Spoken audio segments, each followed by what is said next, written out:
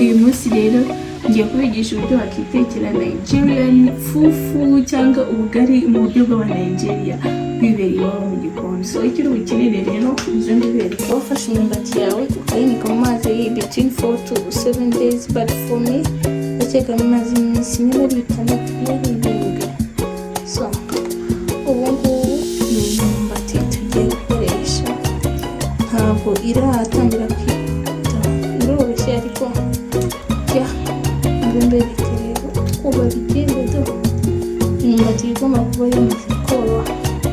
Tangira rero ufata imyumbati yawe imaze iminsi yarasize mu mazi, iba yanoroshye isuri, iba yanoroshye kubikoresha n'intoki, urayivuna ugenda ukuramo ko hagati yagize.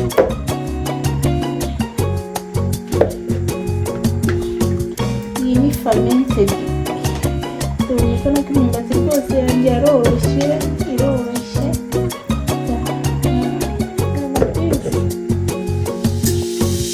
Genda ukuramo ko hagati.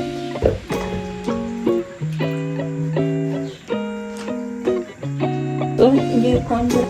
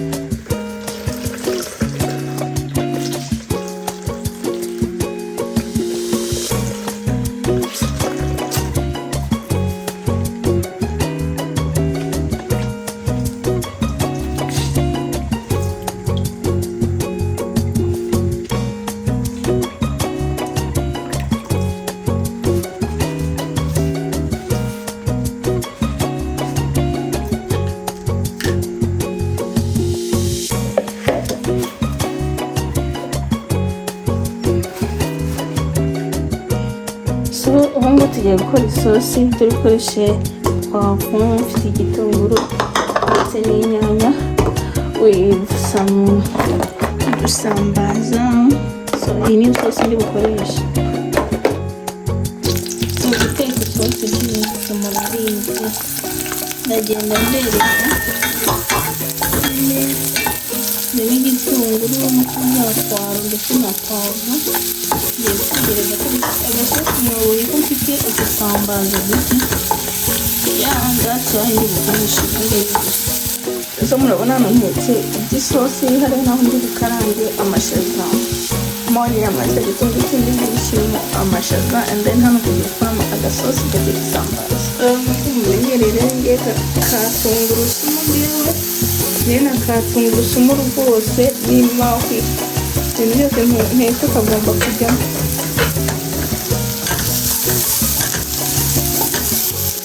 Igitunguru cy'isosi cyahiye ndibigeze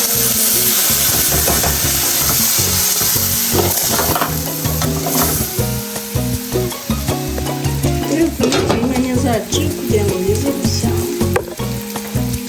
Igitunguru cyanjye rero cyo mu mashaza ndagiteka cyane kikamera nkaho gishiririye, njye niko ngikunda. Ubu noneho igitunguru cyanjye cyaba tayari. Ubu ngubu nshobora gushyiramo amashaza.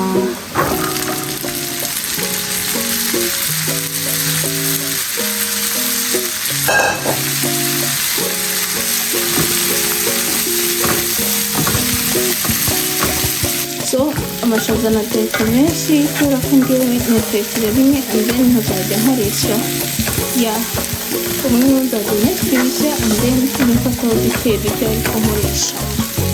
Tugeze mu mwanya wo gushyiramo spices, uri bushyiremo umunyu, ndi bushyiremo izi mixed spices zo muri humuza food.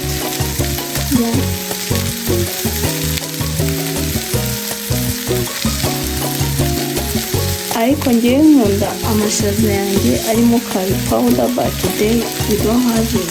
Ndi bushyiremo na black pepper mu mashaza aba ari sawa. Ndi bushyiremo gake like this.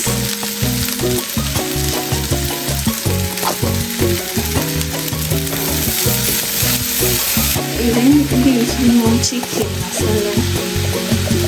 I should add even beef masala, but I don't have it. That's why I use the chicken masala. Then njyamo n'amazi makeya, abandi ndategereza kane, and then nareke ikarange yonyine. Mpamvu nsizemo amazi sinakaye nyishyizemo, but aya mashaza agikomeye, niyo mpamvu nsizemo amazi makeya. Yapfundikire kugeza ubwo ariya mazi akamyemo. Rero aho dutetse isosi yacu, inyanya zamaze guhindura ibara, ngiye gushyiramo iyi tomato paste.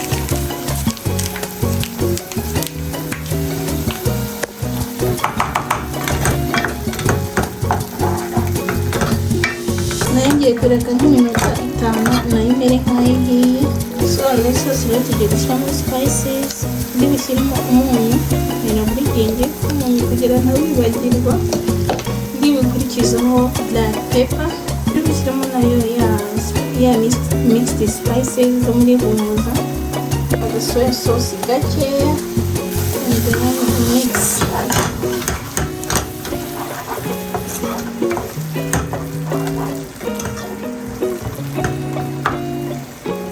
Let them cook for about again 5 minutes. So we add water to bushyiramo amazi. This is sauce.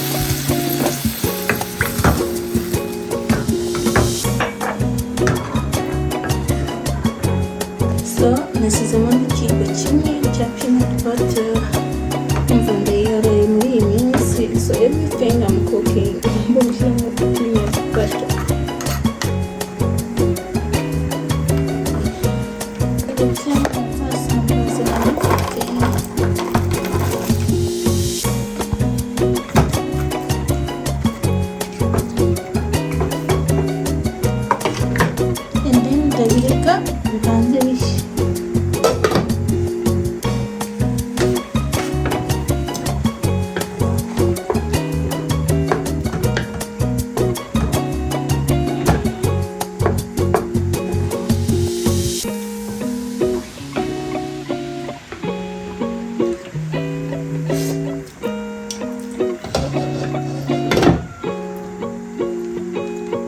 So hano rero iyi ni ya fufu.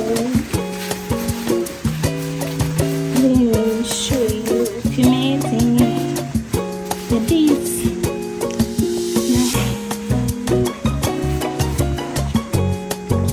So this is really good, and then it's time to cook. So ndakeka isosi yahiye.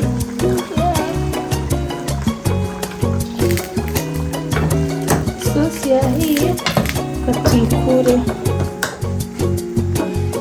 Next dish we are going to make fufu.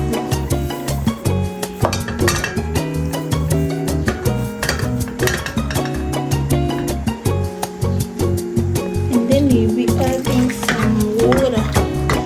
Again, like this.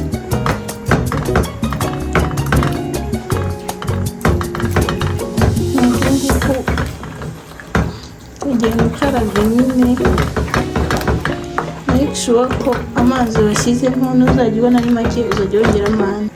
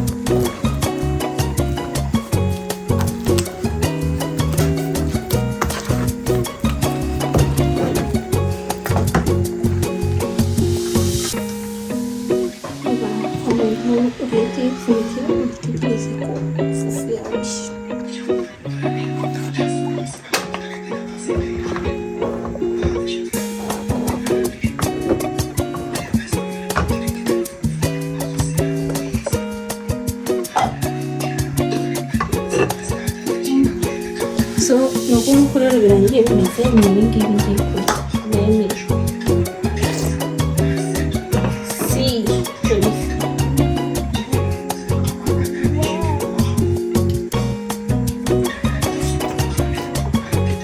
Anyway, biraryoshye.